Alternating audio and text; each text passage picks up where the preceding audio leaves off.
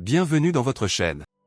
Aujourd'hui, on se lance dans l'exploration d'un calcul qui a l'air assez impressionnant à première vue. Z égale moins 1 plus I racine de 3 à la 2010 plus moins 1 moins I racine de 3 à la 2010. Un calcul qui peut sembler un peu intimidant avec cette exposante 2010. Exactement.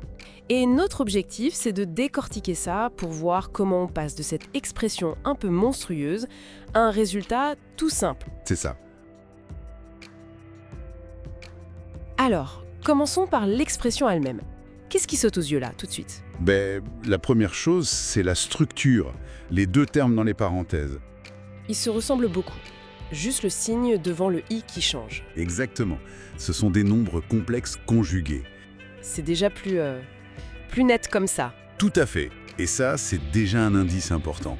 La somme d'un nombre complexe et de son conjugué élevé à la même puissance, ça suggère qu'on pourrait aboutir à un nombre réel. D'accord, mais bon, on a toujours cette puissance 2010 qui nous regarde comment on gère ça. On va pas multiplier 2010 fois quand même. Non, heureusement. C'est là qu'intervient un outil vraiment puissant pour les nombres complexes, surtout avec les puissances, la forme exponentielle, Ou forme polaire si vous préférez. la forme REIθ. C'est ça, parce que ça transforme les multiplications et les puissances en opérations sur les angles, ce qui est beaucoup plus simple. Ok, alors allons-y.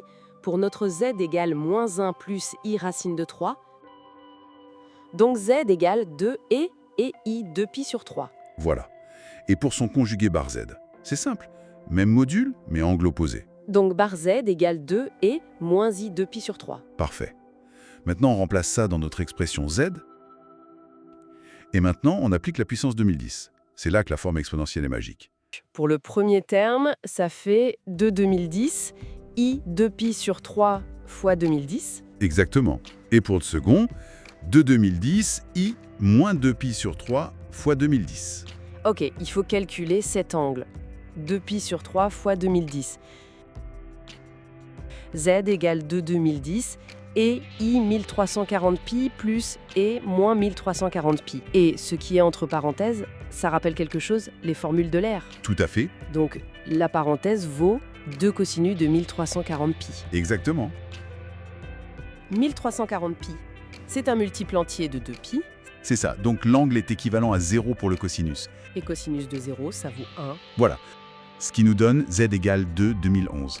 2 2011. C'est la réponse D de l'extrait, si je me souviens bien. C'est fou comme ça c'est simplifié. On partait de quelque chose de vraiment touffu et on arrive à une simple puissance de 2.